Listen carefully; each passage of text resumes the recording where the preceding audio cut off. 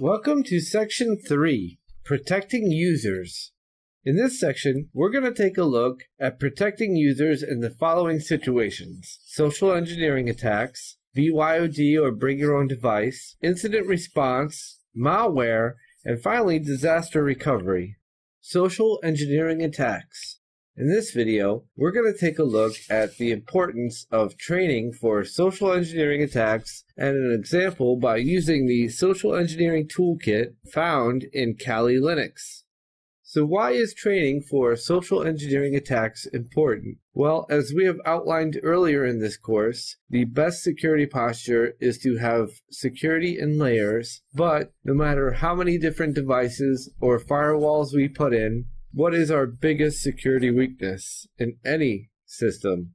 It is humans. And why? Why are humans the weakest link in our security structure? There are a few different reasons. It is in our nature to want to help other people, so that's why we are susceptible to social engineering attacks. There's also a curiosity that we want to fulfill, and some attacks appeal to that, as well as we are consumers, so some attacks appeal to that sense in that they are trying to sell us or advertise something.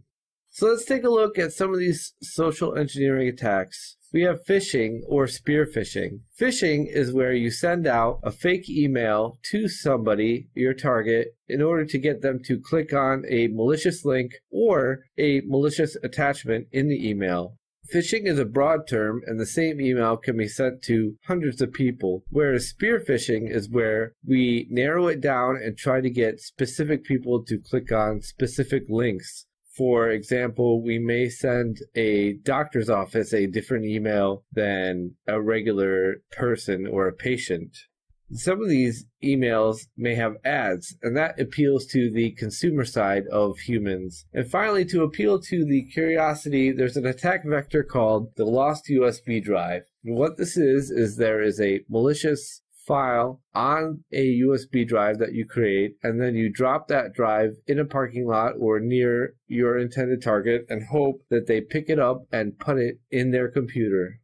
Why is it a good idea to have a good training program? Because it's the responsible thing to do. You want to teach your employees not to click on suspicious emails or links. You want them to verify authorization. What this means is that if they were not expecting an email from a certain person, they should try to contact that person to decide whether or not that email is real.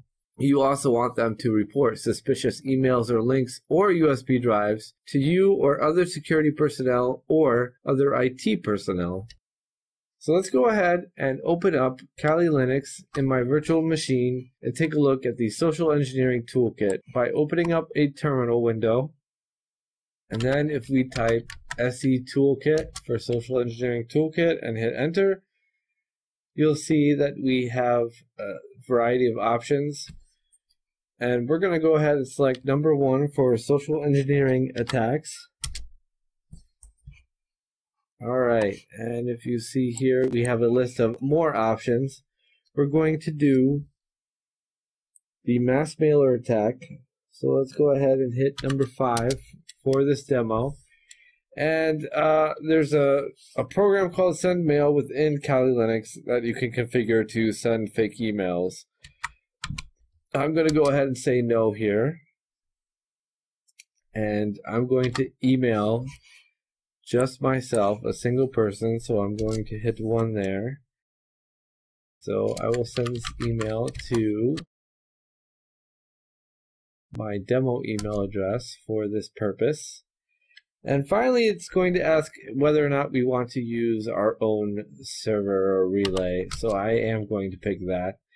And now here's where we put in our fake email that we want it to look like it's coming from. So I could say admin@microsoft.com. And the from name, so let's say that is Bill, for example. Alright, now we are going to pick our email account that I'm going to send it from. Username and password there. My SMTP relay for that.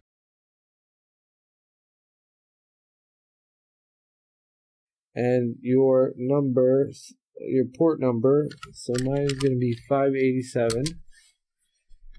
You can say whether or not it's a high priority message.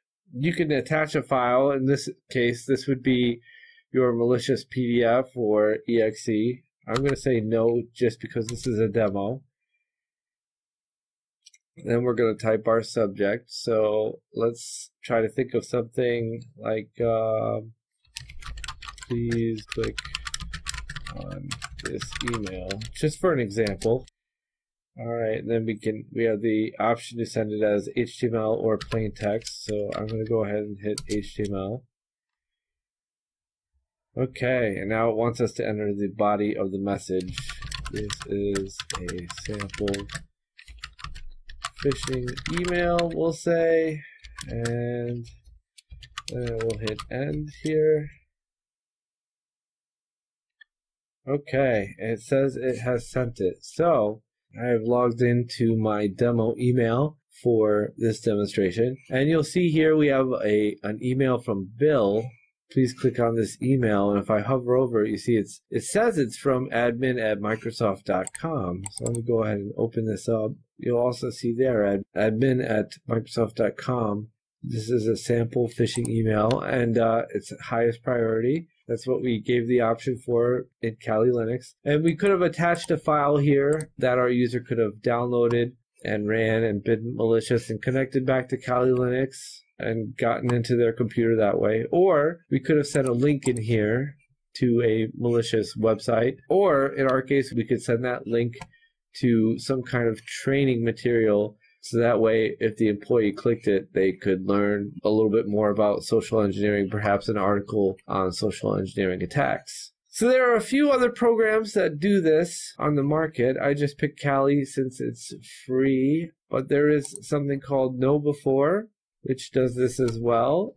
And there are a few other programs, I believe, out there for this. And it's very important to train your employees for this kind of thing, rather than just send notes or memos or emails to them. That way they get used to knowing what to click, what not to click, and what is suspicious, and notifying you of it. And the more they practice policy, the more they will do it. So it is an important thing to do.